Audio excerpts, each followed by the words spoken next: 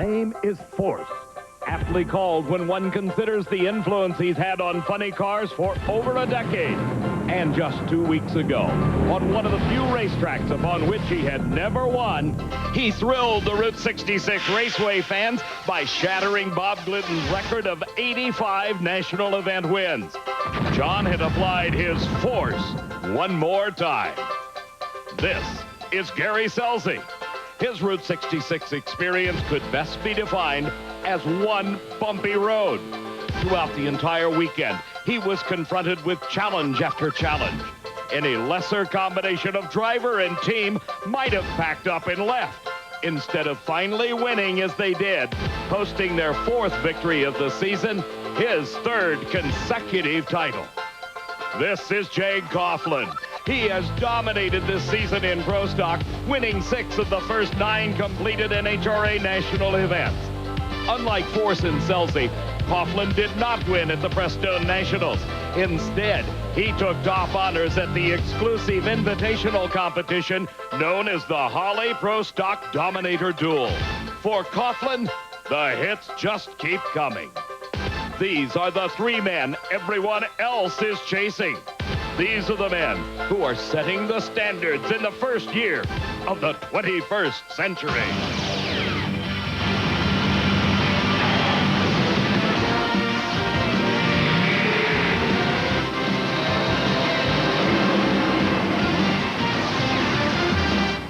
ESPN2 presents the National Hot Rod Association. Coverage of the Winston Championship and the year 2000 $45 million tour.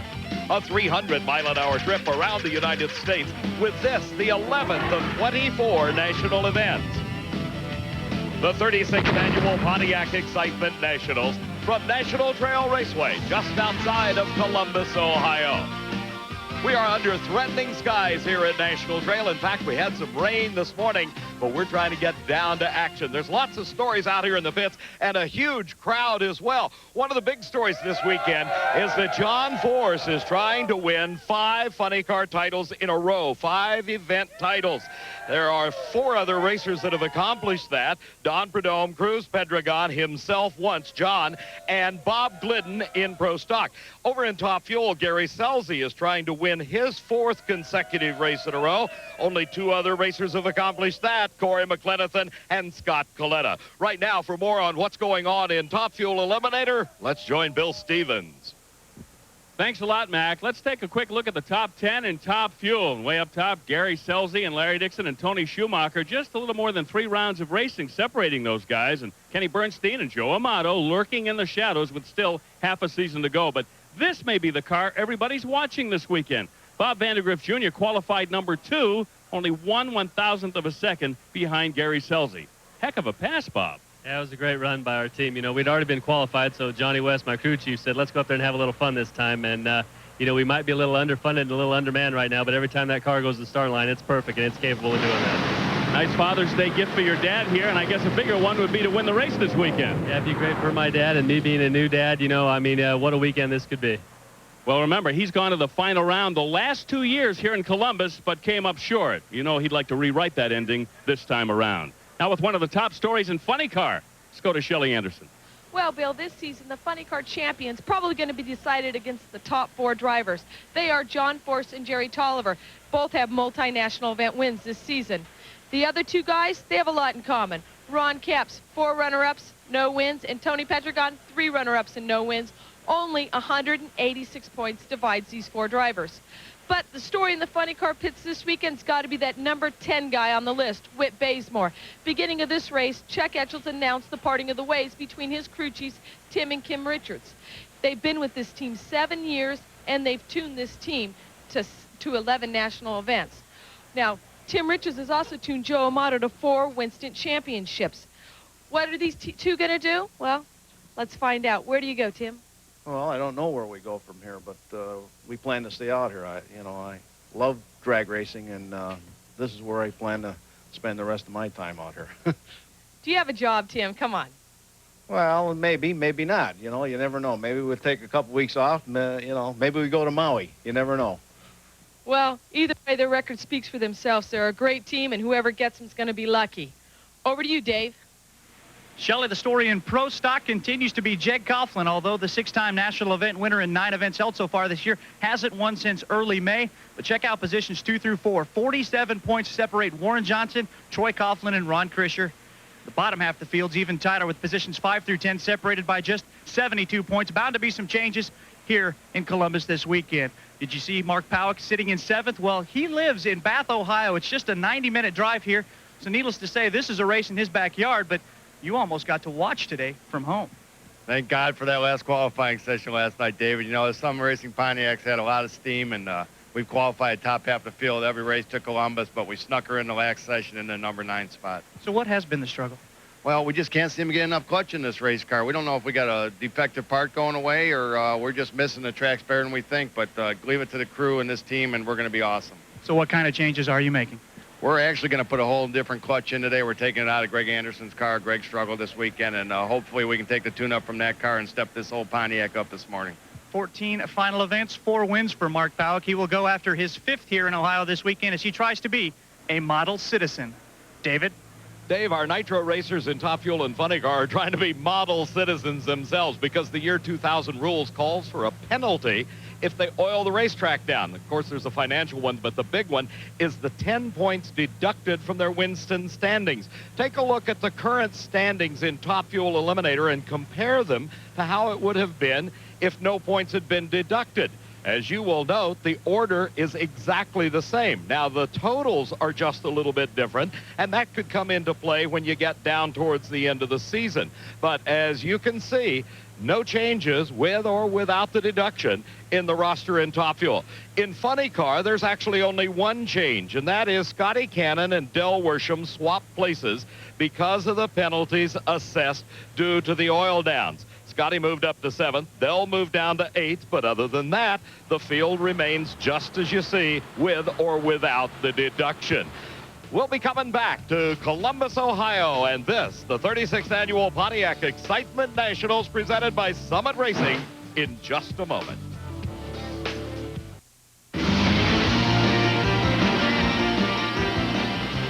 Coverage of the 2000 NHRA Winston Championship is being brought to you by new Pennzoil Synthetic with Pennzaid. It's rocket science for your car. Welcome back to National Trail Raceway. Well, the sky's still sleek, gray, and cloudy, but at least the rain stopped falling. We've got lots of action as our first pair of Top Fuel dragsters in round number 2 get ready to go. And we are looking at, of course, Larry Dixon, one half of that field. Joe Amato, the other half of the pair. Here's the way they qualified. Gary Scelzi and Bob Vandergriff only 1,000th of a second apart. And Doug Herbert, the defending champion, rounded out the quick 8. The bottom half of the field, starting with number 9, David Grubnick, ending up with the Golden Greek, Chris Karamessinis, the man that dates back to the 1950s, driving a Top Fuel dragster, qualifying here in the year 2000. It was an interesting first round. Lots of things took place and some upsets, if you will, as you saw the field laid out for you. As we have the chance, take a look back at David Grubnick against the defending champ, Doug Herbert. Herbert was in the near lane. On paper, this should have been the closest race. Herbert had lots of engine problems. John Mitchell and crew celebrating David Grubnick's win at a 474. Then we saw Joe Amato, who's had lots of problems. His crew chief, Jimmy Prock, was concerned. He was against Bobby Baldwin. Baldwin had mechanical problems, but Amato ran a great 466 to advance into round 2. Bob Vandergriff Jr., the number 2 qualifier, was against Bobby Lagana Jr. Easily outdistancing the Ralph White car, Vandergriff went 465. And Kenny Bernstein and Don Lampus met up. Lampus' engine went sour right off the starting line. Kenny Bernstein did not have a picture-perfect run of 487, but it was enough to advance him into round number 2 competition. We have got some great pairings in this second round. Our top qualifier, Gary Scelzi, will be going against the upset-minded David Grubnick. Joe Amato and Larry Dixon. What a challenge this one is. Remember, Dixon's not lost in the first round. yet this year.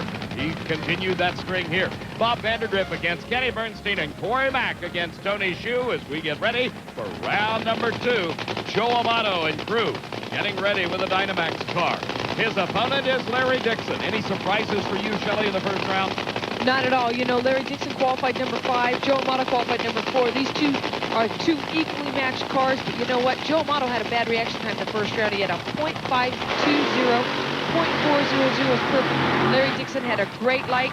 His car did not run really good. It only ran 298 miles an hour. Joe Amato's ran 315, so actually they're both right there. We have talked a good bit about Joe Amato and his problems this season. Most of them manifest themselves in eliminations.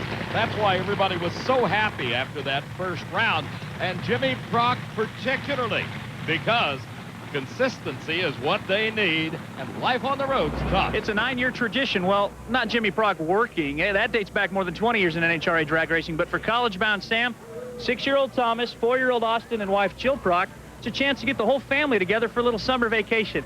How special are these summers? Oh, you can't. We couldn't trade them in. We love being together. I'll tell you what, school is what wrecked it for us, because we used to be on the road all year, and since school started, now it's just the summers, and gives us a chance to really bond, you know. Kids love it. Especially on Father's Day. Of course, they can catch up with Seth Amato, the rest of the kids out here in Dragland, and do a little bench racing of their own, Nintendo style. Yeah, little video games in the pits help pass the time away while the folks are out playing on the racetrack. Well, Joe Amato had top speed of the race in the first round at 315 miles an hour. Larry Dixon's been driving great. His car's got to run a little quicker. Both cars staging. I noted on that shot from up above as Jimmy Prock watches on. Looks like Amato's car was smoking just a bit. See? A lot of fuel coming out of the pipes. That's raw fuel.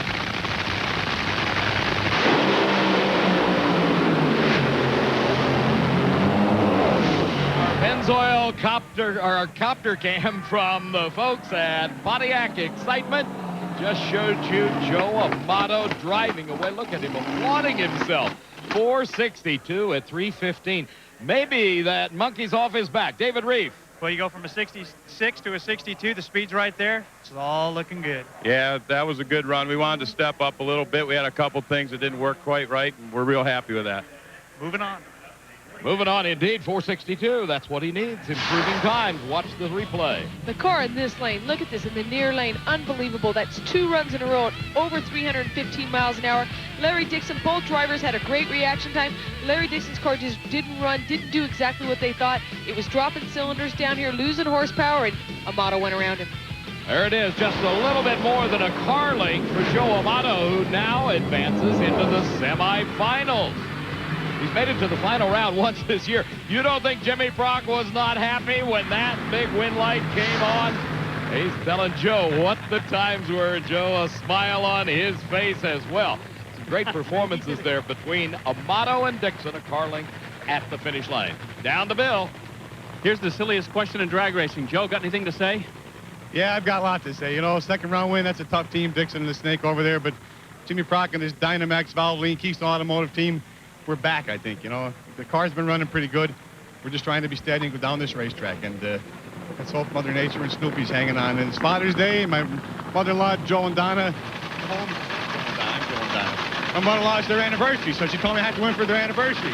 Sandy and Joe Del Balso. I'll give them right here. There's the Amato family tree, everybody. Yeah, right. All right.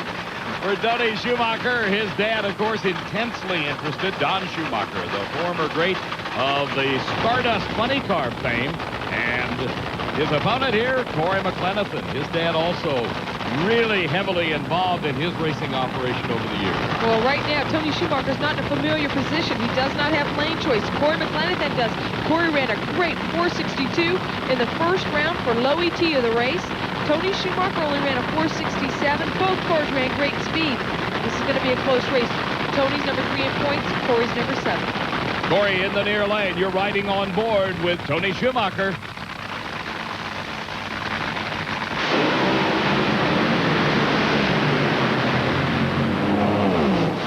Corey Boy, Mac, with problems in the X-Side car. We have dwelt on it on every show here on ESPN Speed World.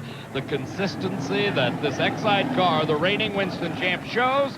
Well, I will tell you, it has definitely paid off big time. There you see it again. 4.70, not the quickest time of the day, but he wins. Watch the car in the near lane. It left good and about 60 foot. You see it on the left side. Put a cylinder out the whole way down. Then he had a fire, had to shut it off. Tony was running really good. Tony with a very nice pass, and again at 315 miles an hour. Big speed numbers. That fluttering you're watching in the header flames comes as a result of our super slow motion camera. There you saw the flash of flame out of Corey Mack. We're going to be right back with more Top Fuel.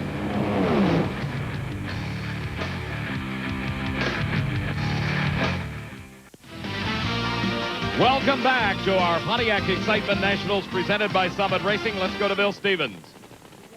Tony Schumacher, you just won your second-round matchup, and Larry Dixon lost his. You are now back in second place in the points. Yeah, that's unbelievable. You know, it's going to go back and forth an awful lot. Selby up there, we're just trying to catch him. He's number one, and that's what you aim for. But Dan Olson, once again, for X-Side, Gates, Belts, Madco, all the wonderful people. I'll tell you what, man, it's Father's Day. So all the fathers pulling for me, happy Father's Day. For the people not pulling for me, just a bad day, huh? That says it all. Yes, it does. Just a bad day, huh? Here's Kenny Bernstein, the Budweiser King. You're riding on board. That camera shot right above the rear differential, just a little bit behind him, looking down over the engine. His opponent is the amazing Bob Vandergrift Jr. Why? Because he qualified number 2 and is showing that kind of consistency, not only here, but he also had it at Chicago. Kenny has a new car, and he won earlier. Not so good lately. It was during an off-season meeting that crew chief Lee Beard handed out a couple of sheets of paper to all of the members of the Bud King crew, asking them to build the perfect dream race car. Well, the end result of that is the Bud King dragster that you see right here. The two biggest changes: this is a Brad Hadman chassis that all the big guns are running. It also has Alan Johnson cylinder heads. Regardless, all of these changes have hopefully made this car one of the top 5 contending for the championship this year. How good has the car been? It debuted in the winner's circle in Las Vegas, and since then has qualified outside the top 3 only once, the worst effort being a 6th, and that's still pretty darn good. Well, David, we can add one to that. That is this weekend he made it on his last qualifying effort and put himself into the number 7 qualifying position. How about Vandergrift, though? Vandergrift's unbelievable. Consistent? Yes. He matched to the 1,000th of a second his qualifying time. That's consistent. Well, Bernstein found the reaction time and the elapsed time he needed to win that round. 4.70 at only 300 miles an hour. But look at the time. Correction, that was for Bob Vandergrift. 4.70 for Bernstein at 3:15. Back in Amato's pit area, they are already dismantling this race car. David Reeve. Down with Lee Beard. How you feel about those numbers? Well, we were really nervous about this right-hand lane. You know, in the earlier rounds here, nobody was winning from this right side, and we gave it as much as we thought it would take, and it got the job done. A lot of people nervous about that right lane, but they shot right down it. Yes, they did. Maybe it'll build a little confidence. 315 mile an hour speed. We saw the same numbers out of Tony Schumacher. Boy, you saw Vandergrift. He had engine problems. You saw the flash of flame out of the back. He made a good run. That is a low-budget team. They're looking for a sponsor, and they're still out here doing a good job. Yes, they are. As you can see, the margin of victory, some open space at the finish line. Bernstein had a nice pass. Look at this. Pulls away right down towards the end. Shelley caught it. The problems. Here they come again from another camera angle. You saw a puff there. What was that? You saw a puff, and you saw Bob Vandergrift with a drop cylinder. You know, that's just drag racing day. They try and try, but these cars going over 300 miles an hour, that's a lot of horsepower. So Kenny Bernstein rode the Bud King into round number 3, the semifinals. Here is your top qualifier. He is in the near lane. This is Gary Selsey. His opponent is David Grubnick. Now, Grubnick beat the defending champion in the previous round. Gary Selsey topped Chris Karamazini's up the left-hand side of your screen. Find out what happened there in the first round. Take a look for your favorite and see how they may have fared in this very tough field, particularly considering the conditions, as we have had rain all the way through every day this weekend. Yeah, you know, these two cars have been running good, but David Grubnick has his work cut out for him. He only ran a 4.74 in the first round. Gary Selsey ran a 4.66. Gary Selsey's won the last 3 races. I mean, he's won 4 this season, and David Grubnick hasn't gotten by the second round this year yet. As we noted at the top of the show, Gary Scelzi going for his 4th consecutive win this season. That would add him to, in the top fuel ranks, just 2 other drivers. Bob Vandergriff came into this race 10th in points. He's already 9th in points, so he's got to be happy, and he keeps wanting to move up. A great shot from our Pontiac Excitement Copter Cam. Here's the race.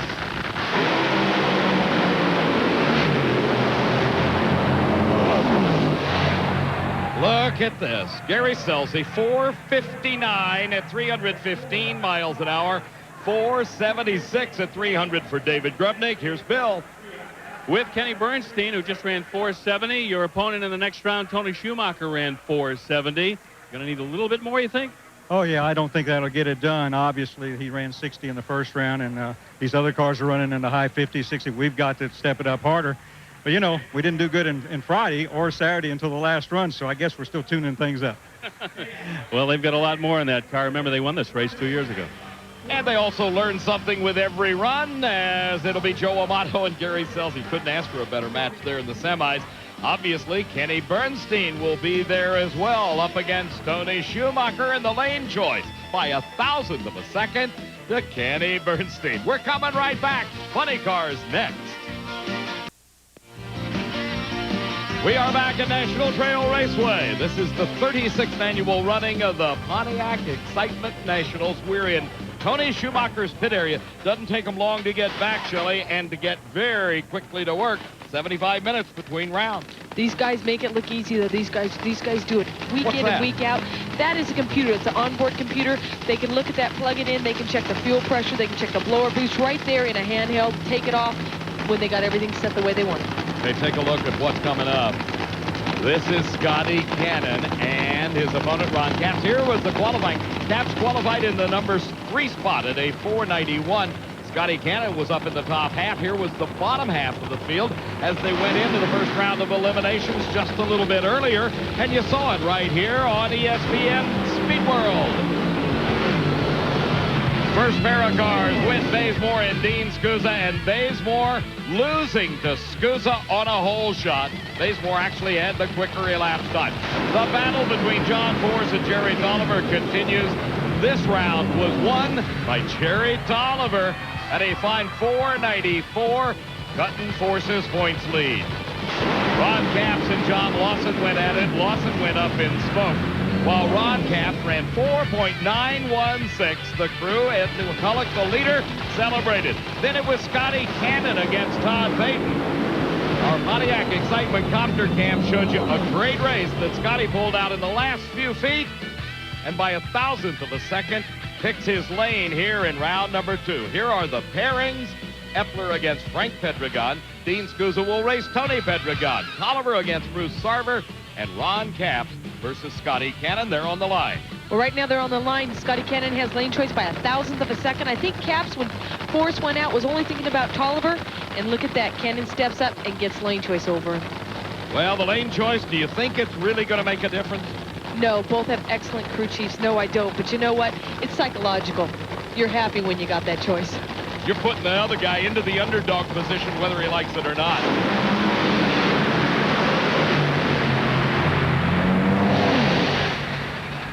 Ron Capps had a great hole shot lead. You saw him just leap ahead of Scotty Cannon. Then mechanical problems set in. Scotty's showing some consistency, though. 497 at 304 miles an hour. Here we watch it again. Capps had a great light of .472. He was out on Scotty by 0.08 of a second, and boy, it broke. It lost an engine. Nothing Capps could do. This is racing. But look at Scotty. That was a nice run, 304 miles an hour. That team's coming around. Well, that's back-to-back 490s for him. 491 in the previous round. Now a 497 at 304. He qualified at a 498. Here from our Pontiac Excitement Copter Cam. Boy, when that power goes away, you just stop. Capps was so far out on him and pulling away, and something happened. He broke, and there Scotty got the win.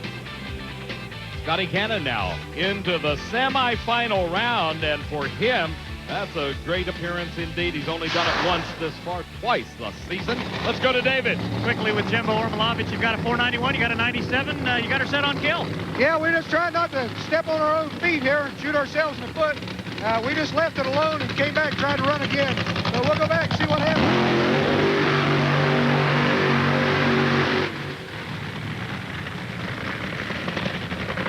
How about this? The emula.com car. That is Bruce Sarver, and who's he racing? But Jerry Tolliver. You know, this is part of a two-car team, the Bruce Sarver Emula car. That's out of the Alan Johnson camp, and that's Gary Selsey's top fuel dragster. Rob Flynn serving as the crew chief on the Bruce Sarver car. And you've got to know that there's information passed back and forth between this funny car and the top fuel dragster. I'm sure they would probably call it interfacing. Alan Johnson is the owner of one of NHRA's newest two-car teams, but it's probably not what you're thinking. Everybody knows about Gary Selsey and the top fuel car, but there's a flopper to go with the digger as Bruce Sarver wheels the emula.com funny car for Alan Johnson, which begs the question now, Bruce, are there any similarities between these radically different race cars? Yeah, there really is. You know, the motors are identical, the clutches, the fuel management, so they're, you know, identical. So the only difference is the body, but, you know, we're getting a lot closer with the downforce to the dragster, so we're able to run this car a lot harder than we were before. So we're getting real close to the tune-up they have over there. And when we get that real close and figured out, this thing's going to be bad. Bruce Sarver at the last 4 races failed to qualify at 1, went out in the first round at the other 3. He has been as far as the semifinals, but that was the opening race of the season.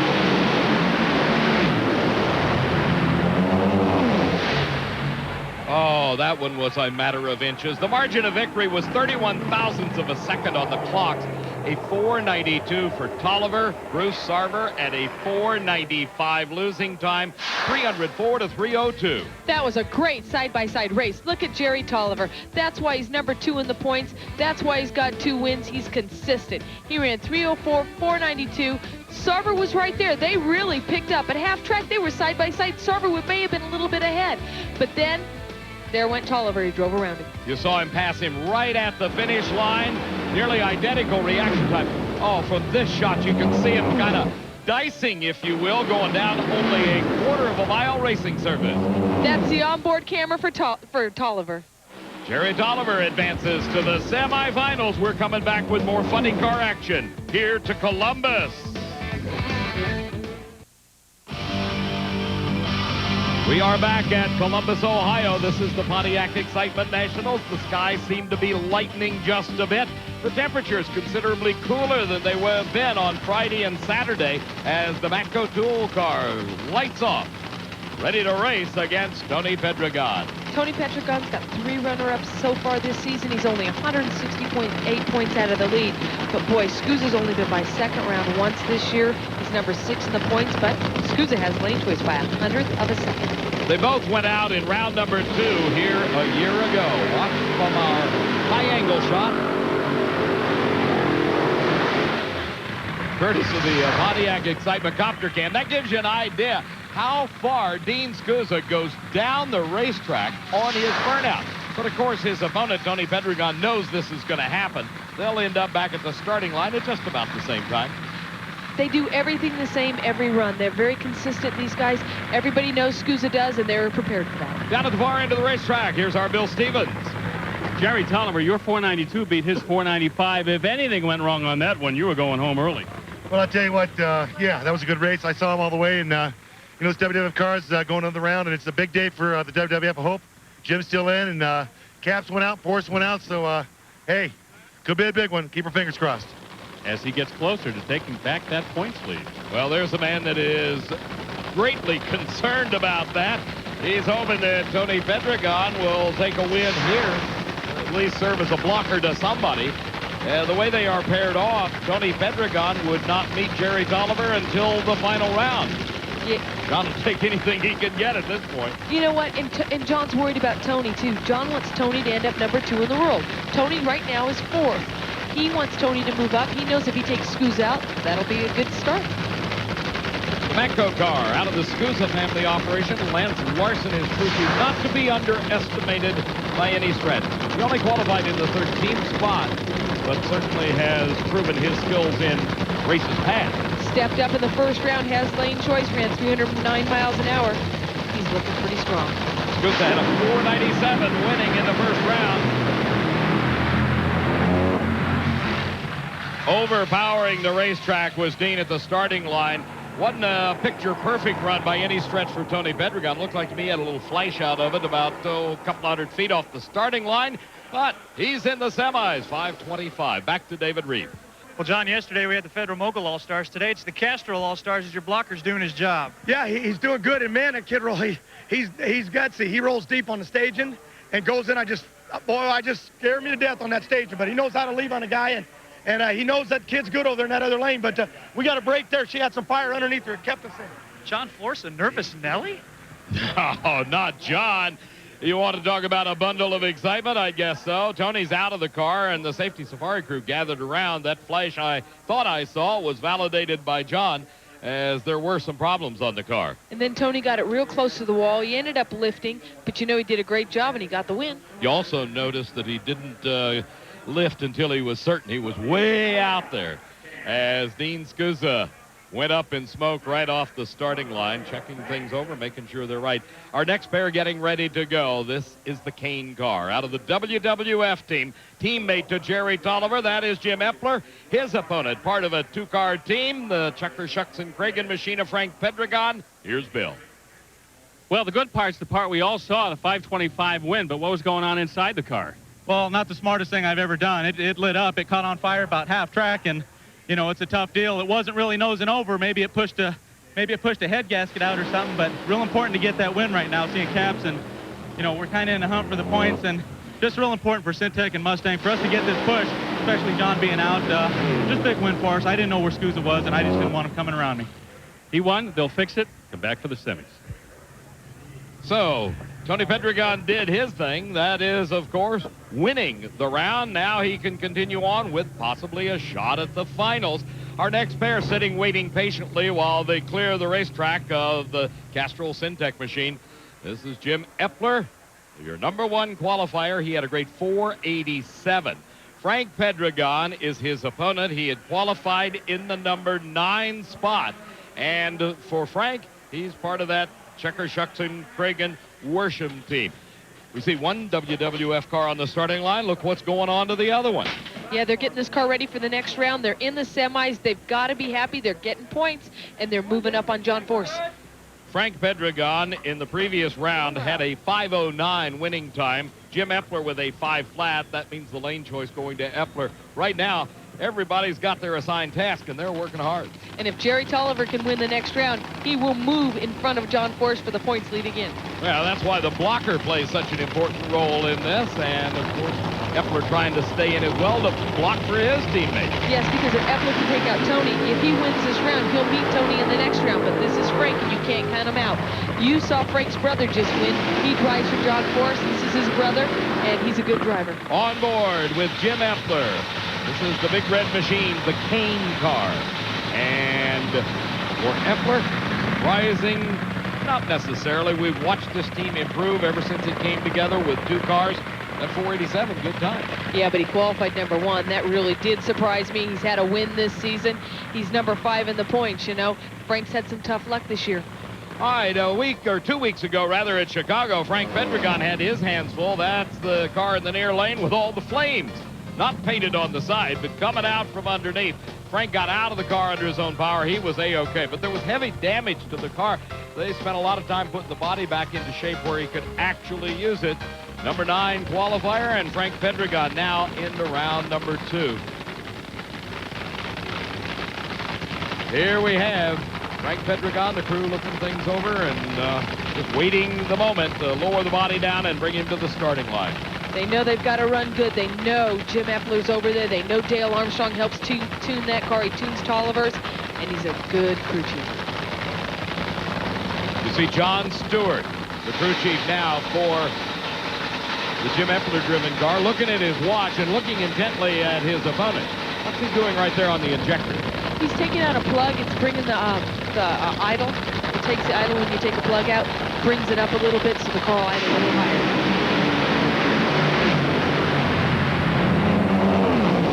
Another great view by the Pontiac Excitement Copter Cam. 497 at 294 miles an hour. Frank was close and fast as Epler seemed to be having some problems, struggling a bit.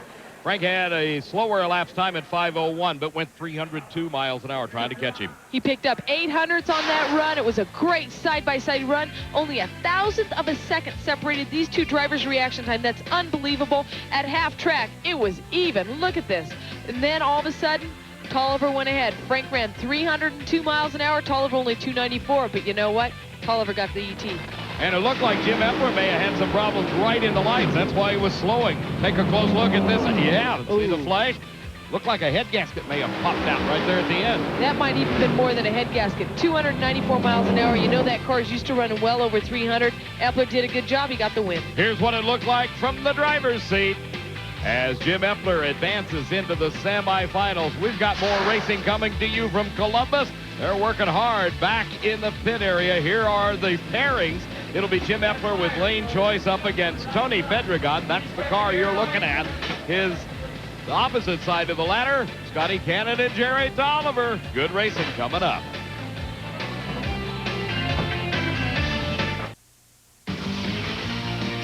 We're back with our Speed World coverage of this Pontiac Excitement Nationals presented by Summit Racing, and you are looking at what they call the Thrash. This is the WWF car, the top qualifier, Jim Epler. He is in the semifinal round. We'll be seeing that in a very short period of time, just about as long as it takes him to get it all back together and back to the starting line. We're here at National Trail Raceway getting ready to go into round number 2 of Pro Stock action. Here's your qualifying list. Warren Johnson back up at the top of the pack. Ron Krischer, winner a couple of weeks ago, is the number 2 qualifier coming into eliminations. Bruce Allen ended up number 8. And here's your bottom half of the ladder with Brad Jeter in the 16th spot. Some exciting races in round number 1. The folks from Summit Racing certainly had their hearts in their throat as they watched Mark Powick and Bruce Allen go at it. Identical elapsed times. Powick the winner, 7 flat to a 7 flat. Then everybody was watching the starting line, including starter Rick Stewart, because Tom Martino and Alan Johnson in his Dodge were in a big burn down. The count went on, and at the stroke of 5, the switch was thrown. Tom Martino was the loser. He never staged. It was Troy Coughlin against Richie Stevens. A bit of a surprise here. Richie Stevens pulled it out with a slower elapsed time, but the reaction time of Richie Stevens, his ability to get off the starting line first, paid big dividends. Here are your pairings as we go into round number 2. It is WJ up against Mark Powick. Richie Stevens will be racing Alan Johnson, and I wonder if there's going to be a burn down there. Ron Krischer against Kurt Johnson, and Jag Coughlin against the surprising Danny Kaufman. Jay Kaufman against Danny Kaufman. Sounds too much alike, doesn't it? Danny made the final. We'll call him Danny. It makes it simple. Made the second round by virtue of a big upset over Ricky Smith. Ricky's car just getting a bit out of shape in the first round. Here we go. Round number 2 action. These cars run on gasoline versus the nitromethane you saw a little bit earlier. No superchargers, no fuel injectors. 2 Giant Holly 4-barrel Dominator carburetors sit atop a 500 cubic inch engine. Here is the Dodge. Alan Johnson and his Amico Avenger against the Valspar car, the Pontiac of Richie Stevens. Alan Johnson qualified number 12, Richie Stevens number 13, yet they're both in the second round because this racing is so close.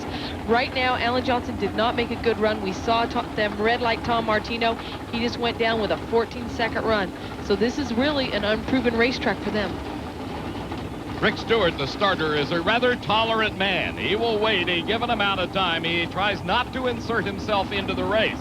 But when it went on as long as it did in that first round race between Tom Martino, you see he's got a stopwatch and he keeps it going. And then he starts counting. They've got a count of 5. That's why he was waving his arms a while ago.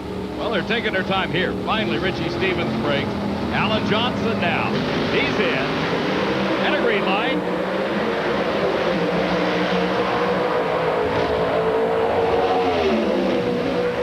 reaction time advantage for Richie Stevens, but he could not run the number. Alan Johnson's Dodge, 698 and 196. Both of them coming from the bottom half of the field, but I'd say that was an upset, Shelley. Definitely was. Think of this. The car in the right lane, like I said, didn't qualify, but number 12, he's in the semifinals. He's got to be happy with that. That was a great run, a 698, 196.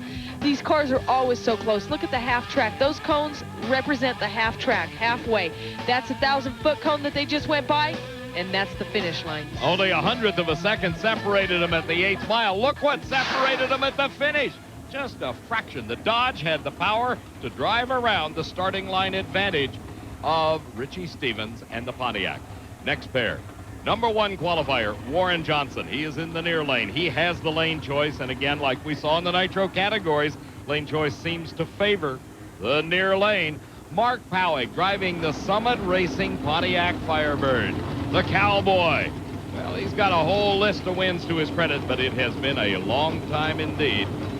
As for Mark Powick, he hopes to make it back into the winner's circle here in front of all of his sponsors, his hometown fans, as he from Akron, Ohio's got a huge contingent here this weekend.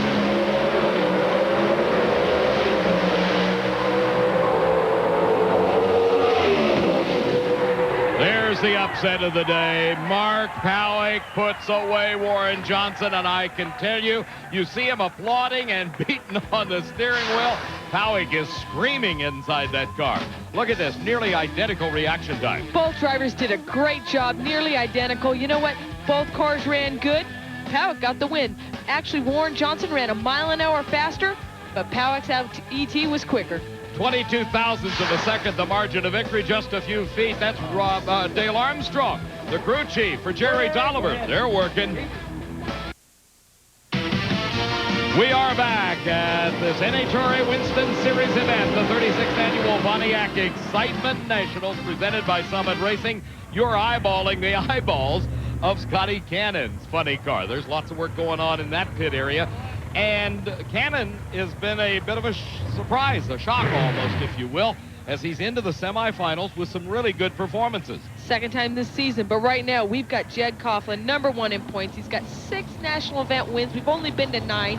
He's in the lead by 266 points for the championship over WJ. What more can you say? He had a whole bunch of consecutive wins going for him until his brother whipped up on him just a couple of 3 races ago in the first round. On a huge hole shot victory for Troy Coughlin. Danny Kaufman has to be the unknown quantity here. Up on the left-hand side of your screen, you see what happened in round 1. Why is Kaufman the unknown quantity? Rarely do you see him qualified. Seldom do you see him in round number 2. As I said earlier, he got there by Ricky Smith having problems getting loose. But Danny Kaufman had a great reaction. Right there. You're on board with Jake Coughlin. Got his right hand on the gear shift lever. Oops, Danny Kaufman made the mistake that everybody can fall prey to. When you know you're down on performance, what do you have to do? You have to take a shot at the tree.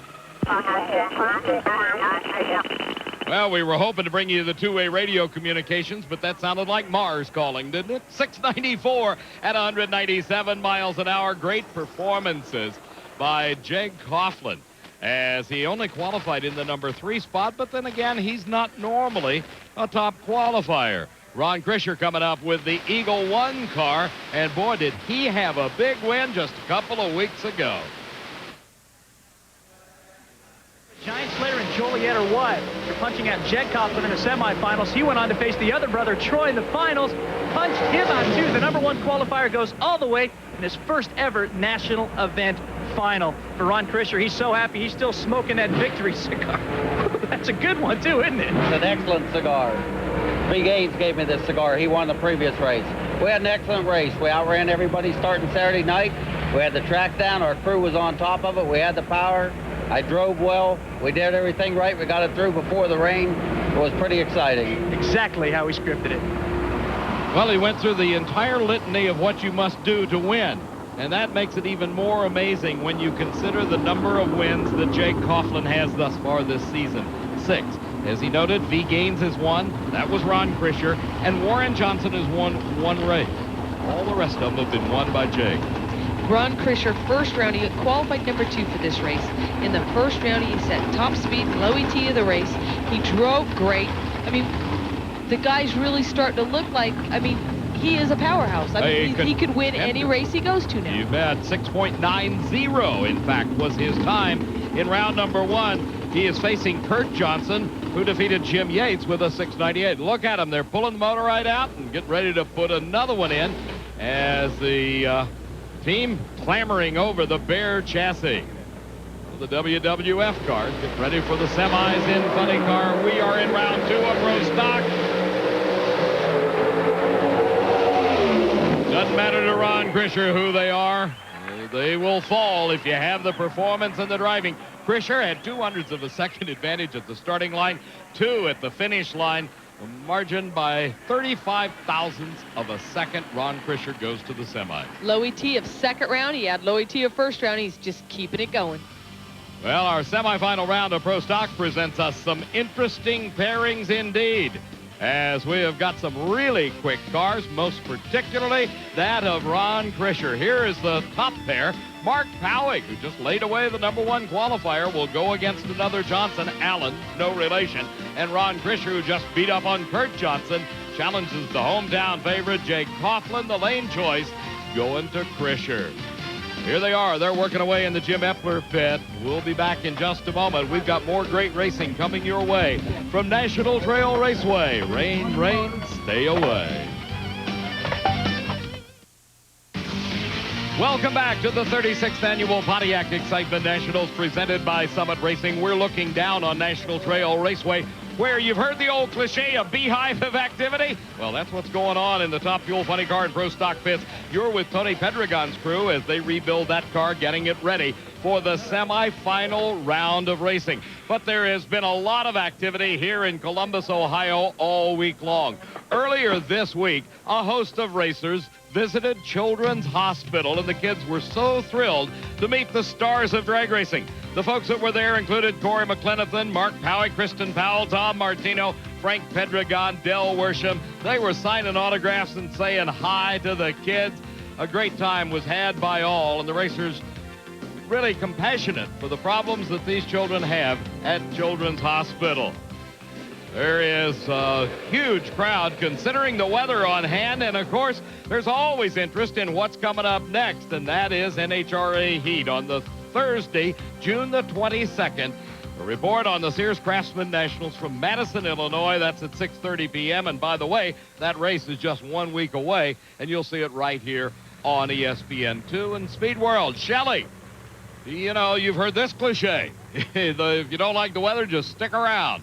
We're in Columbus, Ohio. We're used to that. It's rained every day. It's been hot. It's been sunny. It's been cloudy. It's been all of them. Well, it rained here this morning, but finally it is my opinion that the long forecasted cold front has made it here. It seems to be much cooler than it's been the last 2 days. Friday was in the high 80s. Today it's in the low 70s. This is great racing weather. Think that's impacted our track conditions? We've seen top speed and low ET almost every class we've seen today. Definitely has. Well, the big shocker in Pro Stock is Mark Powig taking out the number 1 qualifier. And in the first round, he took out the number 8 qualifier, Bruce Allen. He's having a great race, and it's his home track. How about the consistency thus far of Joe Amato? In the semis, first time we've seen him there in a long time. Certainly is. Hey, there's a lot of action in the WWF pits. Right, Bill Stevens?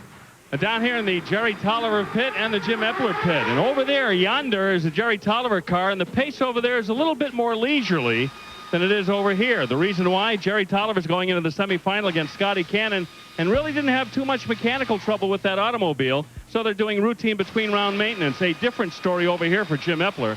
John Stewart, his crew chief, just told me they made a real mess of that bottom end in that last round. The crankshaft, a couple of rods, in pretty tough shape, which means that another engine is going into the car, and as you can see, everybody on the team working hard trying to get ready for their semifinal matchup with Tony Pedregon. The last time these two guys met was in the final round in Las Vegas, which Jim Epler won. Let's check in with Dave Reef.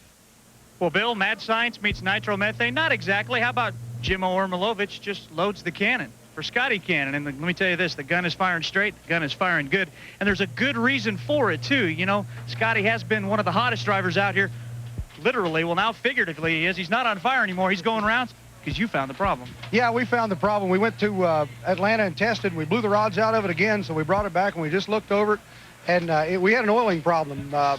It was partially that they changed one of the parts that we had in the oiling system, and also that the thing was plumbed backwards, and it wasn't getting all the oil flow.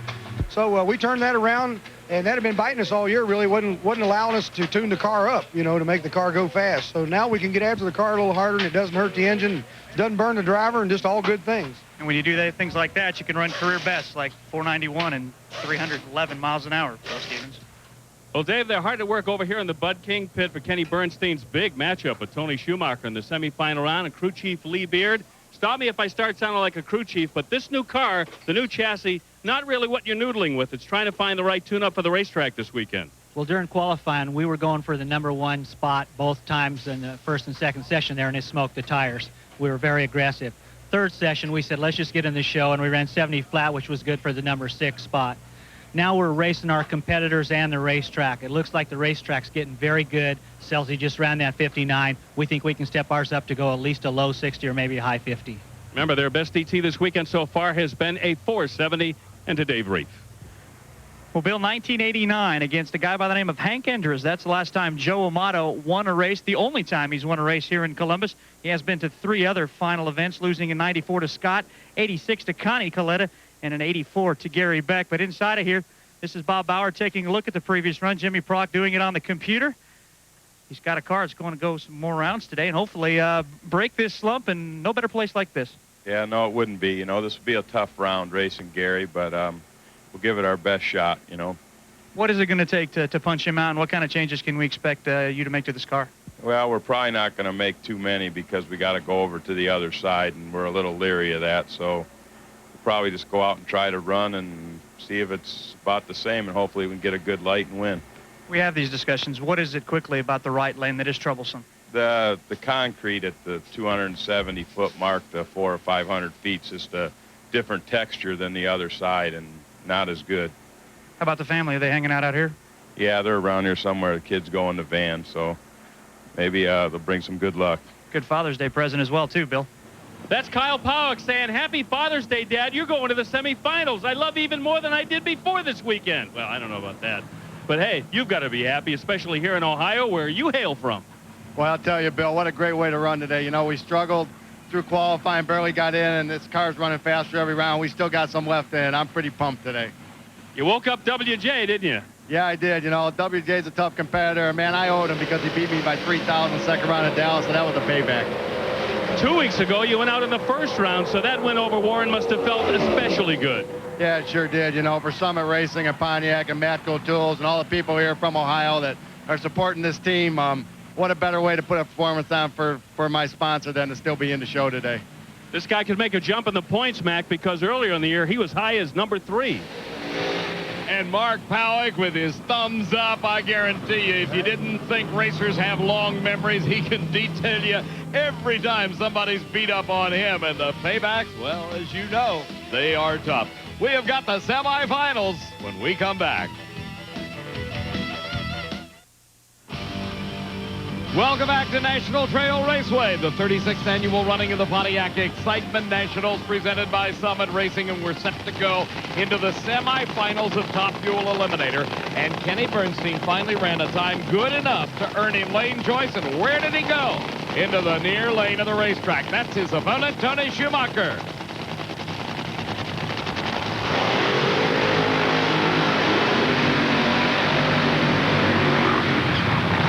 Shelley, we have talked at length about Tony Schumacher's consistency, but here 1 year ago, he went out in the first round at the hands of Paul Romine. Right now, let's go down to the starting line, David Reeve. Well, a quick update on the Bud King car, Big Mac. They went to fire that machine to put a little heat in the engine there, and suddenly the oil pressure would not come up. Lee Beard went to work and found out what the problem was. The oil pump had seized. What drives the oil pump is a magneto shaft, so they actually had to change magnetos and an oil pump, but it wasn't too much trouble. They were able to get up here in time. It'll be interesting to see if they've got their combination set just right. Obviously, Shelley, those are parts on the external, or the outside of the engine. They're external. Yeah, but you never like to have problems with that mag drive. That is the timing. That's what makes these cars run good. That's very serious. We're going to have a great onboard battle here, a dueling onboard shot, if you will, because both of our cars carrying our cameras. The Bud King in the near lane, the Excite machine in the far lane. There you see it from the view, almost identical up on the wing struts, looking down the racetrack. What are they doing from the driver's point of view at this moment? Is the driver just trying to get ready? Driver's trying to get ready. Crew's taking the throttle stop off, making sure everything's set, putting them in the beam, and now they're ready to race. And it is Bernstein in the near lane. Tony Schumacher in the far lane, the winner to the finals.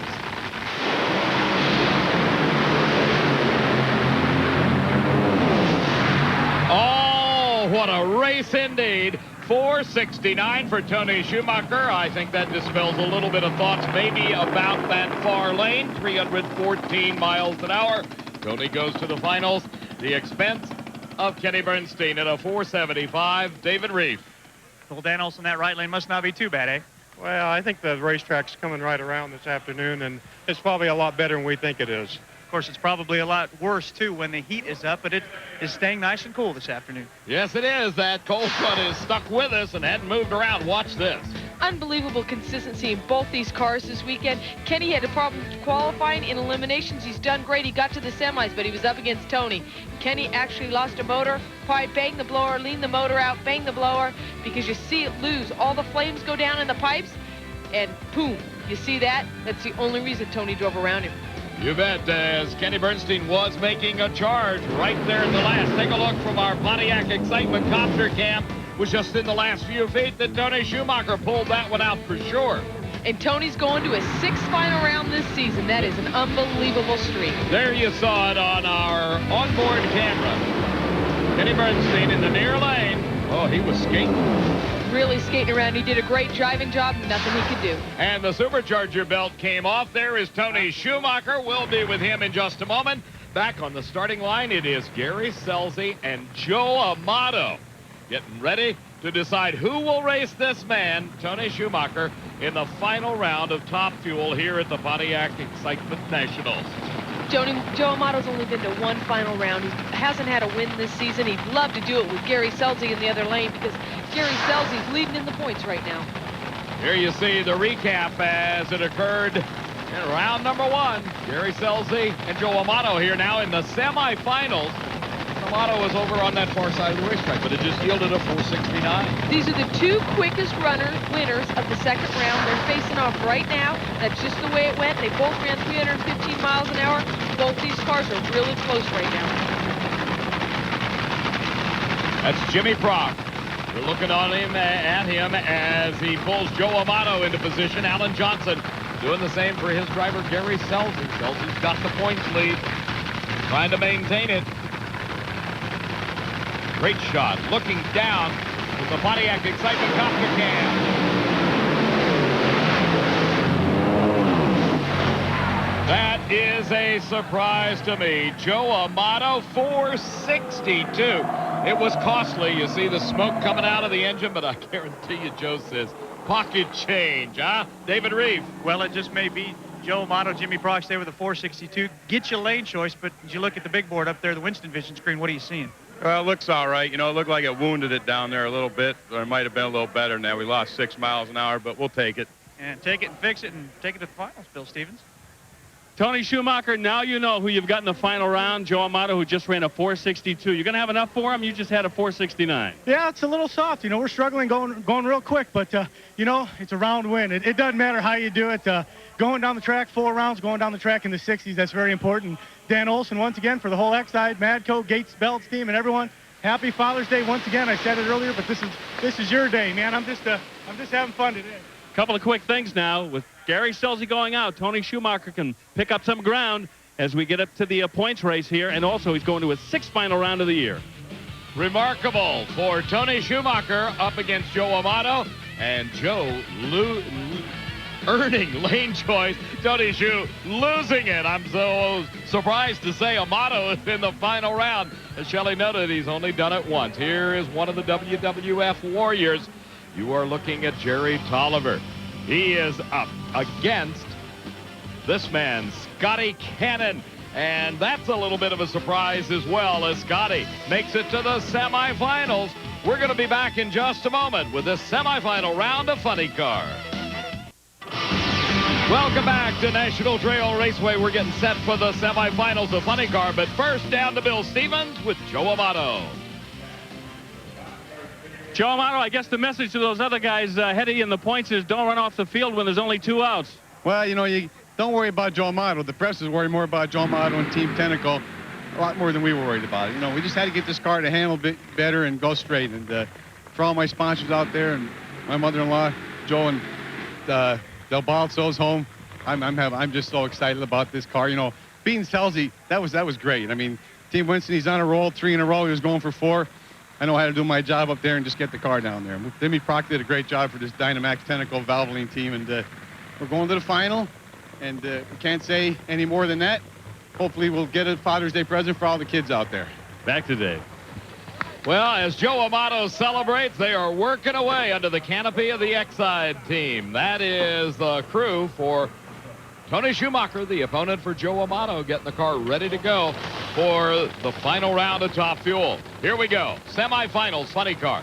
Scotty Cannon making his 3rd semifinal round appearance this season against Jerry Tolliver, who's now marching his way, hopefully, he thinks, into the finals and maybe regaining the points lead. Jerry Tolliver has lane choice by 0.05 of a second. If he wins this round right now, he passes that man right there, John Force, to go into the #1 spot for the points. But Scotty moved up to the #6 spot by his 2nd round win over Ron Capps. So, I mean, points are getting tight.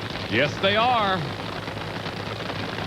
In the near lane is Tolliver.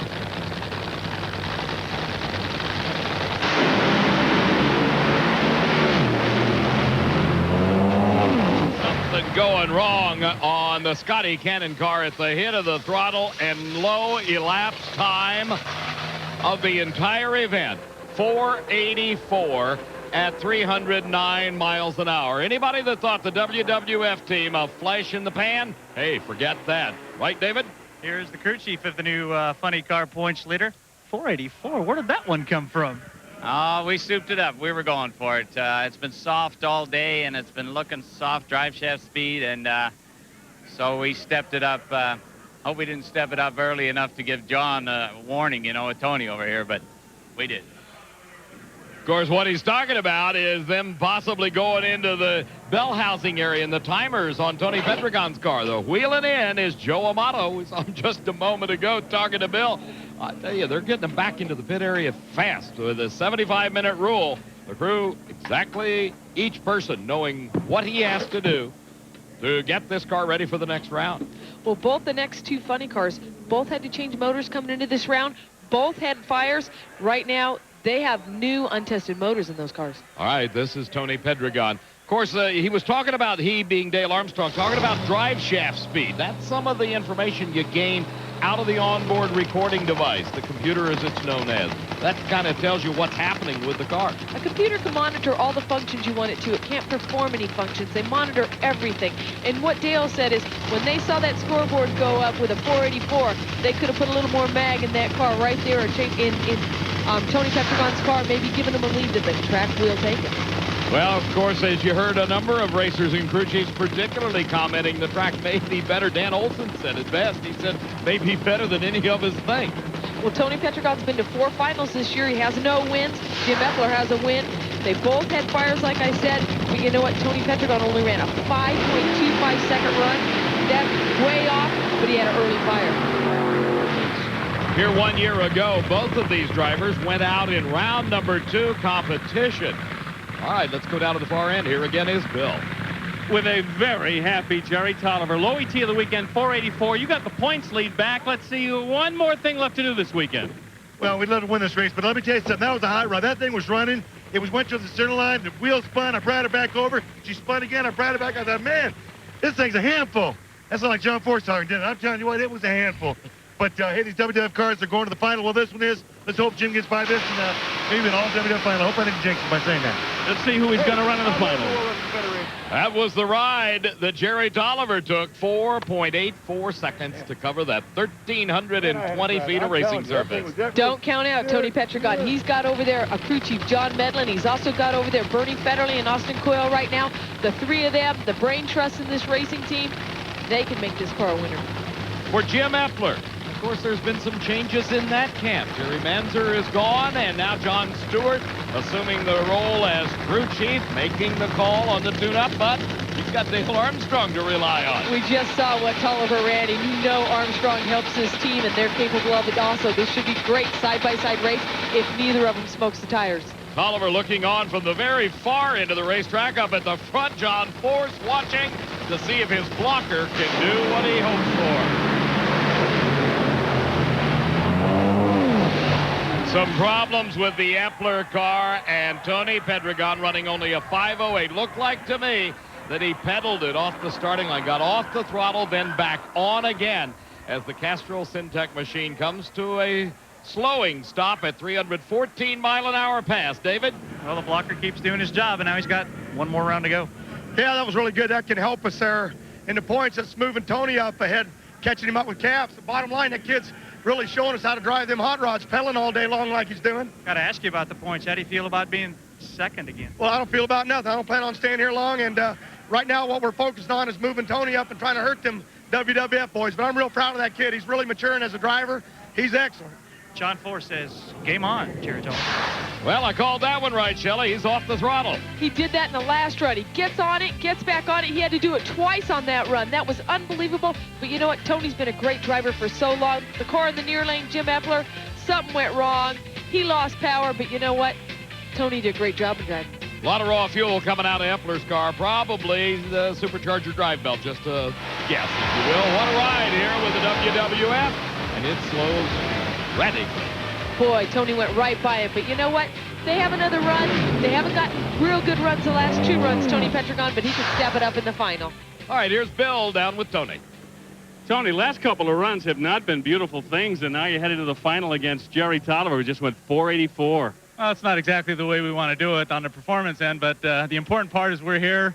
Tough track out there. The car's wanting to make some power, and it got loose, and I had to pedal it twice because it hiked the front end up, but it's running 5 flat at 314. 314 means it's making a lot of power. We just need to figure out how to get it stuck, and we got one round to do it. So one more to go, Mac. One more, and he's facing an opponent that just set low elapsed time of the weekend. That 484 by Jerry Tolliver earns him lane choice over Tony Pedregon. The final and funny car coming up in a moment. They're working away in the pits, getting Joe Amato's car ready. Stay with us.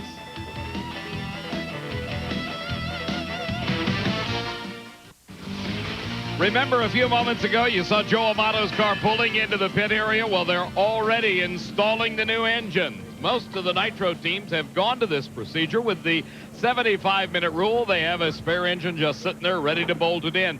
It's Joe Amato in the final round against Tony Schumacher. Here we go. Pro Stock semifinal round, and the cool weather certainly has to benefit the likes of Mark Powick and Alan Johnson. Definitely. You know, we've seen low ET and top speed today in this class. Also, this is Alan Johnson's first trip to the semis this season. He won last year. He hasn't been to a final round yet Mark Powick has a runner-up. This is Mark Powick's home track. His sponsors, he's got to be happy. Certainly does. Got his whole family here and a whole rooting section for him as well. That is the Summit car on the far side of the racetrack. The near lane, Alan Johnson, the Amoco Dodge Avenger. Talk about taking out some tough players. Mark Powick took out WJ in the second round, Bruce Allen in the first round, and Alan Johnson took out Richie Stevens and Tom Martino.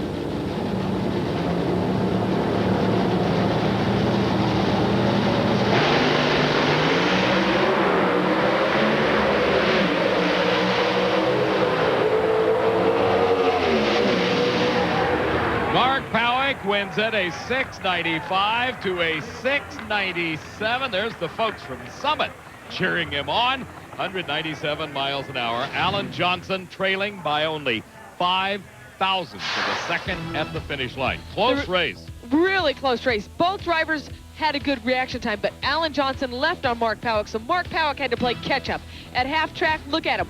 446 to a 447, only a hundredth of a second difference, but at the finish line, 5 thousandths of a second. That's why we like Pro Stock racing. Look at this. In stop action, just a few inches, giving Mark Powick his first final round appearance since earlier this season. Oh, it was close all the way down. That great Pontiac Excitement copter cam shot shows you the dicing that goes on in just a quarter of a mile race. And Mark Powick's Pontiac is in the final. Yes, it is. A fine showing by Alan Johnson and the Dodge. Here is a hometown hero for sure. This is Jake Coughlin. He was runner-up here to Warren Johnson 1 year ago. If he wins this race against Ron Krischer, it will be Coughlin going into the second final round in a row right here at Columbus. But Krischer is a formidable opponent, Shelley. Krischer qualified number 1 at the last race. He won the last race. He's got top speed and low ET of this race. And you know what? Jaggy's in an unfamiliar position. He's the underdog. Right now, Krischer has lane choice by 0.02 of a second. He's got him on speed. I mean, this is Ron Krischer's race. It's Jaggy's to try and beat him.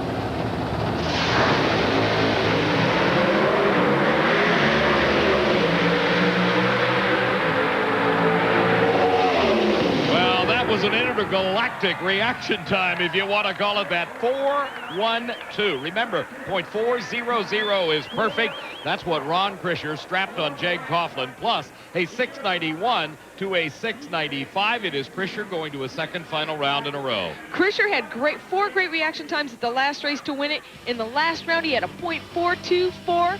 Live by the light. Sometimes you die by that light, Mac. You bet, but right now, Krischer is on his game. He earned lane choice with that 691.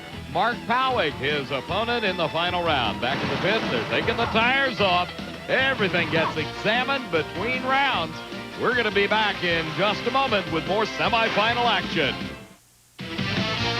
We're back at Columbus, Ohio, and the National Trail Raceway hosting for the 36th year, the annual Pontiac Excitement Nationals presented by Summit Racing. David Schultz in the near lane, Tony Mullen in the far lane. This is Pro Stock Motorcycle. We are in the semifinal round, and Tony Mullen, from his #1 qualifying spot, just has waded his way through the field. Clarence Markham and Sean Gann feeling the sting, just the previous round to go. But Dave Schultz has lane choice by 0.02 of a second. He's number 3 in the points. Tony Mullen's number 4 in the points. Right now, this is what these people are thinking about. They want the win, but they want the points. Reggie Showers was in the first round as well, but Schultz beat Brian Ayers in the first round and Gino Scali in the second to earn his position here with this brand new Suzuki Hayabusa. It's in the near lane.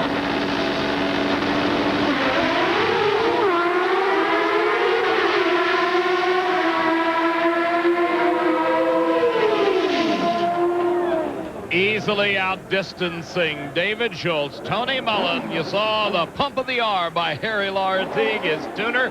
That's part of that stealth racing team of Troy Vincent, 731 at 182 miles an hour. Mike's loving this cool weather. You know, this is his third final this season. He's only got 2 runner-ups. Be nice to see him get a win. We talked about that 731 being a good time. This young lady, Angel Sealing, ran a 724 in the second round when she beat Matt Hines, the reigning Winston champ. That's a new track record. Unbelievable run. I don't know where that came from, but you know what? She qualified number 3. She's racing Antron Brown. He qualified number 2. She's leading in the points right now. She's got 2 wins and a runner-up, and that 724 is looking strong. That was matched by a 728 in the first round, which at that point was a new track record as well. Her opponent is Antron Brown. Don't count him out. He beat Craig Treble in the second round and took care of Rob Short in the first round, but he's been way off pace performance-wise. But he won the last race.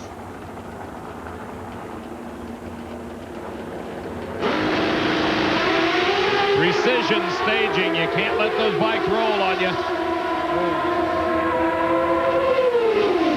Angel just driving away. 723 to a 733, 181 miles an hour to Antron's even faster, 182. But look at those reaction times.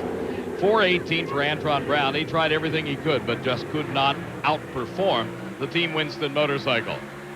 That was a great round win. She's in the final for the 4th time this season. We've only been to 5 races, so that's not bad. Not bad at all. That's why she's got the Winston points lead. We keep talking about the consistency.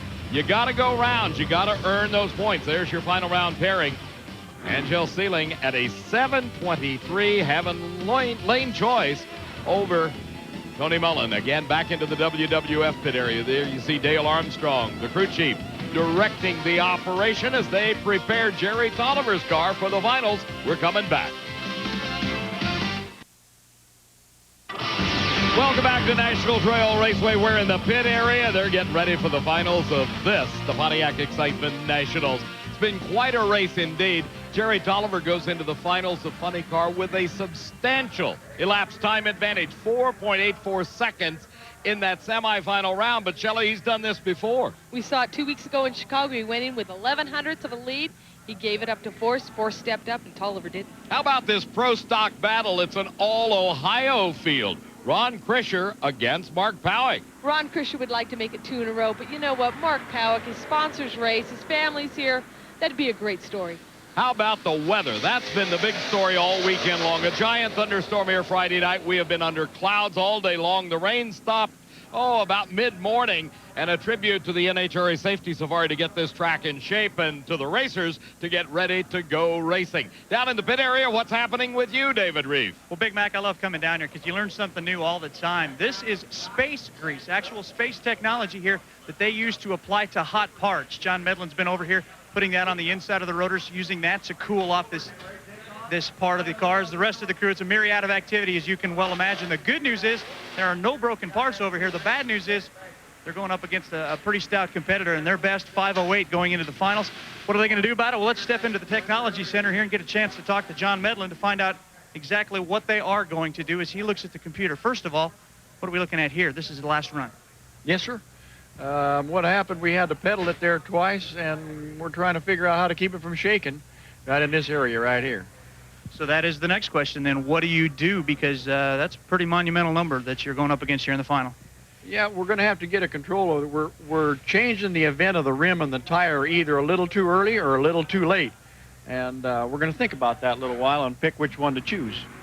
If I knew what he just told me, Bill Stevens, I would understand, but clearly I don't. All right, there may be a little quiz later, so take copious notes. Over here at the Jerry Tolliver pit, well, not so much computer power, but brain power. See if you can follow this now, okay? Jerry Tolliver ran that 484 in that last round. That's low ET of the weekend. Now, you would think that the crew chief would leave the car alone for the final round. Hey, 484, Tony Pedregon would really have to run the best run of his entire career to beat that. Well, it's not that easy. That 484 had that engine on the ragged edge. In fact, crew chief Dale Armstrong said they fried some pistons because they had that motor hopped up so much. He doesn't know what to do. If he leaves it alone, he may blow it up or smoke the tires. If he softens it up too much, Tony could pull a rabbit out of his hat and outpower Jerry Tolliver in the final round. Back to you. Well, Bill, with a 462, Joe Amato finds himself in his second final of the year. This is the bullet that smoked there in the semifinals. What caused the problem? Well, I asked Jimmy Prock. He said, I don't know anything about that right now. Ask me on Monday. That's what these 75-minute turnarounds do to this team. But they've dropped a new bullet in as they go in search of their 51st, Joe Amato's 51st career national event win, and first this year. It's something that a lot of people have been expecting all season long. Donna Amato's been living with this guy all season long as the expectations continue to grow and the pressure continues to grow. What's it been like to live with this guy? It's been crazy. It's an absolute emotional roller coaster. I mean, when they're doing well, he's up, and when they're doing bad, he lays awake at night just trying to figure out what went wrong, if he did something wrong, and it's tough. And hopefully that'll be all over today as Joe Amato can maybe punch out Tony Schumacher. He's 0-2 against him this year, Bill. Dave, there are three stories over here in the Tony Schumacher pit. First of all, the points race. Tony's already moved back into second place in the points. Gary Selzy's been gone for a couple of rounds. He could pick up 20 more points if he wins this final against Joe Amato. Story number two, always with this car, consistency. In eliminations, a 467, a 470, a 469 in the top speeds, 315, 315, 314. This is a Xerox machine, not a race car, but right in there, that could be the key to victory. Crew Chief Dan Olson says they're working on their clutch program. They're making more adjustments underneath that bell housing, and if they get it right, they'll get the win later on against Big Joe. Back to the booth. What a great treat for all of us, an opportunity to take a look inside that clutch can. Rarely do you have the opportunity to see that all-important clutch because it absorbs the excess horsepower. We now know who the finalists are, Joe Amato and Tony Schumacher. Let's take a look back and see how they got there and what happened in round number one. Gary Scelzi, of course, was the top qualifier. Joe Amato qualified 4th. He beat Baldwin in the first round, Larry Dixon in the second. There weren't really many upsets. Only one top qualifier got beat. That was Doug Herbert. The rest were expected to win. All right, you see Tony Schumacher taking out Rhonda Hartman-Smith, and then Corey Mack in round 2. Here's the semifinals. Boy, look at Gary Scelzi. I couldn't believe it. He got upset because he smoked the tires instantly. And Tony Schumacher, as Bill pointed out, has been the picture of consistency that carried him to that Winston title a year ago. Who knows what's going to happen with the rest of 2000 to go. Here's Funny Car. Well, we have got Jim Epler out already. And Tony Pedregon, though, he's staying in. He beat Corey Lee the first round, Dean Scusa the second round. We've got one Tolliver car left, one Force car left. They're both in the final. It's going to be a great race. As you can see, Jerry Tolliver took out John Force in the first round. That was one of the big upsets, even though Tolliver was the quicker qualified of the 2 cars. In Pro Stock Eliminator, as we noted earlier, it is an all-Ohio final. Mark Powick beating Bruce Allen, then Warren Johnson in the second round. He's got to be thrilled just with that accomplishment. But look at Ron Krischer. Ron Krischer has done such a good job 2 races in a row. He's driving excellent. He's had great reaction times and great ETs, and he's also in the final, and he's got lane choice. Krischer has the performance advantage going over Mark Powick when we return to see the final rounds. That's what's coming up next from right here in Columbus, Ohio. Stay with us. We're at National Trail Raceway. Welcome back to National Trail Raceway. It is time for the final rounds of the NHRA Pontiac Excitement Nationals presented by Summit Racing. There is one family that is definitely interested in the outcome of the Pro Stock race. That is Cassandra and Kyle Powick, Mark Powick's children. But before we get there, let's take a look at the final round of Pro Stock Motorcycle. Angel Seeling has been absolutely superlative. Her opponent in the final round is Tony Mullen. This is somewhat of a toss-up, except for the extremely good elapsed time by Angel Seeling. Her bike's really running good, but Tony Mullen qualified number 1. He ran a 7:31 in the last round. He's got to pick up about 0.08 of a second, but you know what? He's number 4 in the points. He's capable. He's got 2 runner-ups already this season. Throughout the entire 3 rounds, previous rounds of elimination, Angel Seeling has set a new track record for Pro Stock motorcycles on every pass. 7:28 the first round. In the second round, a 7:24, and then just a few moments ago in the semifinal, she ran 7:23. Tony Mullen has Freedom Motorsports horsepower, though. That's Byron Hines engines, Byron Hines power on that bike, so you can't count him out. Of course, the tuning wizardry of George Bryce is there with that Team Winston bike. She is in the near lane. That's been the lane of choice all day long for the quicker qualified racer. That's George. With the 2-way radio communication link between himself and Angel, he can kind of direct her without having to go through hand signals and such. Lots of racers using that technique nowadays. Staging oh so carefully. You don't want to let the motorcycle roll. Our reaction timer, the green light will come on in the lane for whoever leaves first. Tony Mullen had the advantage, but look at the power. Angel Seeling goes even quicker. The cool weather working to her benefit. 7:18, just 0.03 of a second off the national record. 7:19 at 182 miles an hour. Tony Mullen improved to a 7:28. Great side-by-side race. I mean, Tony Mullen had the advantage off the starting line. Both bikes working good at half-track. They were pretty close. Angel a little ahead. Tony Mullen actually went faster on that run. 183 miles an hour means he's got the horsepower. They just got to apply it better. Well, the cool front has stayed with us all day long, and the rain stayed away. And look at Angel Seeling, just outpowering, even with the starting line advantage that Tony Mullen had. His crew knew it. Harry Lartigue in the group, but he could not make it pay off as Angel right down the center of the lane. Phil Stevens? Angel Seeling clearly overcome with emotion after that victory. Angel, what a great day. A perfect end to really just a tremendous way to end this day with the performance you had today. I'm so excited because the guys back at the Star Racing just showed the world what they can do. I'm so proud of them. I'm so proud of them. She's happy. Happy is hardly the word for it. Those are tears of joy, folks, as Angel Seeling your Pro Stock Motorcycle champion. The cars, they're next.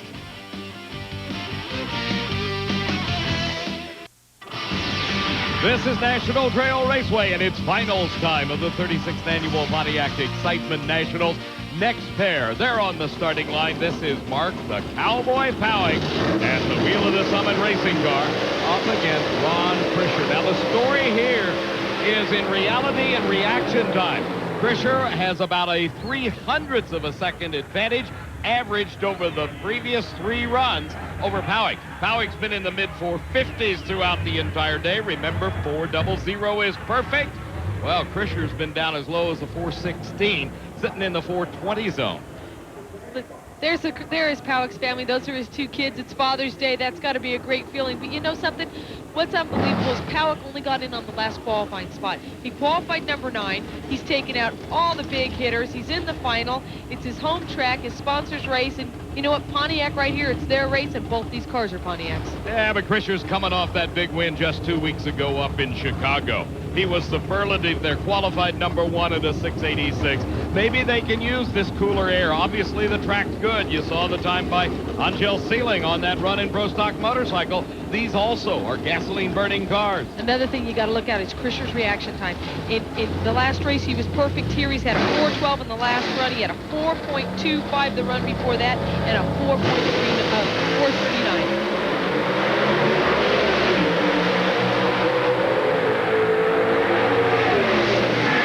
Reaction time played the role, but it went to the opposite side. Mark Powing pulls off the upset from the number 9 qualifying spot.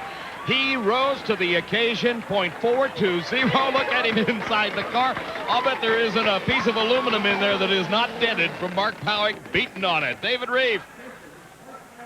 Let's get a chance to talk to Rob Downing. Unbelievable the way this event came out, especially going into that last qualifying round. I can't believe it. For Summit and for Pontiac, we're so happy. This is the best the cars ran all weekend. Things just finally came together for us. We had a rough start this weekend, and like I said, couldn't be a better time. Go down and celebrate the Cowboys' first win since 1995, Bill Stevens. Mark Powing is getting out of his Summit Firebird, and he's going to be all arms and elbows right here as he has won his first national event in Pro Stock since, and if I'm not mistaken, Memphis 1995? Boy, what a way to break that string, Bill. And our home track, Pontiac Summit, Matco Tools, all my Ohio fans. Woo! He has waited a long time for this day. He certainly has, and it was reaction time. He had 75 thousandths of a second head start over Ron Krischer, and that's a shock to me because Krischer had really been driving good. Both cars left good. You know, Ron Krischer's car was actually quicker than the 60-foot, but started skating around. That's when Powing took off, kept the lead, and you know what? Powing's reaction time of 420. He did his best reaction time in the final round when he needed it. He did, and look at the margin of victory. It was huge. More than a car length. There was daylight between the two. Ron Krischer had his worst reaction time of 4.95. We've got nitro action when we come back. Look at the reaction of the family. We're here at Columbus. Stay with us. A moment ago, I promised you nitromethane racing, and that's just what's coming up here at the Pontiac Excitement Nationals. You're looking at Jerry Tolliver. You're riding with him. The final of Funny Car Eliminator. His opponent is Tony Pedregon. You say, why does John Force run a 2-car team? For this very reason. To give an opportunity, should he falter, which he did in round number 1 against Jerry Tolliver, to let his teammate, and look at Force. If you could cheer a man on, he would be inside the car, booting on Tony Pedregon because that's his teammate, and he hopes he can beat Tolliver. I think the story, though, is what this car ran. Jerry Tolliver in the semifinals. It ran a 4.84 second run, low ET by 900ths to a 10th. Unbelievable. Dale Armstrong's doing a good job. Tony Pedregon's been troubled the last couple of runs. In round number 2, he had the fire, had the engine problems. 508 in the previous round, in the semifinals, when he had to get on and off the throttle because the car was shaking and he was trying to stop it. He did get the win, but Jim Epler had bigger problems. Tony Pedregon's been to 3 final rounds. He's got 3 runner-ups. He'd like to get a win for his boss right now, and there's Austin Quayle, the crew chief for John Force, helping John Medlin out now that Force went out. You don't think they've applied every trick they know to get this car to perform? The Castrol Syntec Mustang, that is John Medlin, the crew chief for Tony Pedregon, trying to stop Jerry Tolliver, who moved back into the Winston points lead. We know Tony Pedregon's a good lever. Jerry Tolliver's on and off again.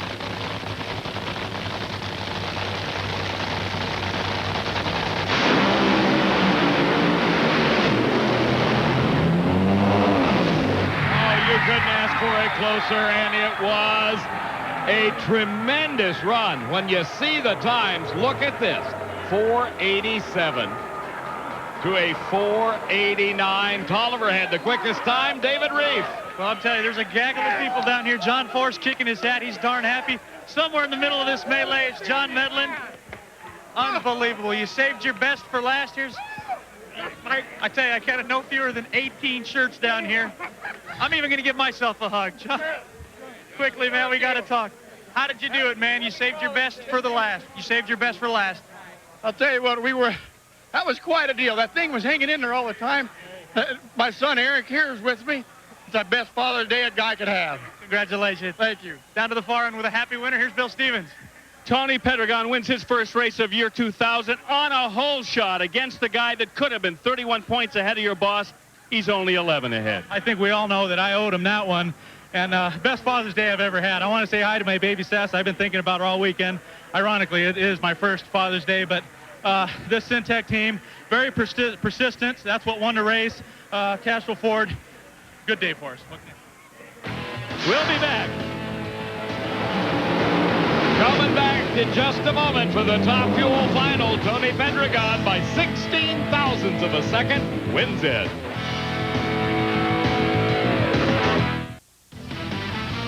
If our finalists in Top Fuel Eliminator can match the excitement that we just saw in the funny car final, I don't know whether my old heart's going to take it, Shelley. Well, Joe Amato's got to be happy. You know, he got by the first round. Now he's in the final.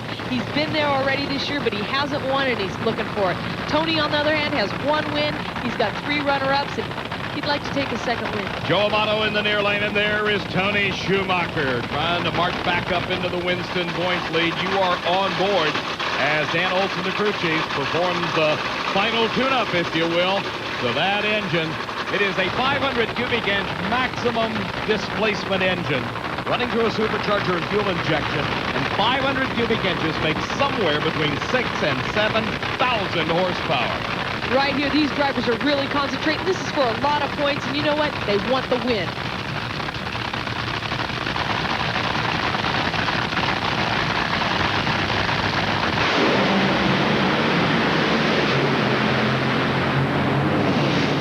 Joe Amato's car, I would guess, went into tire shake. The parachute came out at half track, and Tony Schumacher's consistency continues. 464 at 316. Tony Schumacher, the winner. David Reef. Well, down with Dan Olson and Don Schumacher. Yeah, this is a very, very happy team. We'll get a chance to talk. Don, could you have gotten a better Father's Day present? That's the best Father's Day present I've had in a lot of years. I got all my kids here with me. I love it. Thank you, Exide, Matco Tools. I mean, this is a great experience for us. Gate Belts. I mean, we need all these people supporting us. Dan and Tony and this crew has done a phenomenal job. Mr. Schumacher, your son did a great job. Happy Father's Day. Thank you very much. Bill Stevens? Tony, a 464, your best run of eliminations, and you've really tightened up the points again. Yeah, we needed that. Hey, Pontiac Excitement Nationals, Columbus. Been a good track to us, and Dan and the whole Exide team, Gates, Belts, Madco, on Father's Day, like I said earlier, for all of my fans on Father's Day, happy Father's Day. And for everybody else, man, I'm sorry, maybe next Father's Day. The Pontiac Excitement Nationals. Boy, there was plenty of that. There is no question at all. Our congratulations to all of the winners. You see them there. For Bill, Dave, and Shelley, I'm Dave McClellan. On behalf of all of us, happy Father's Day, particularly my dad.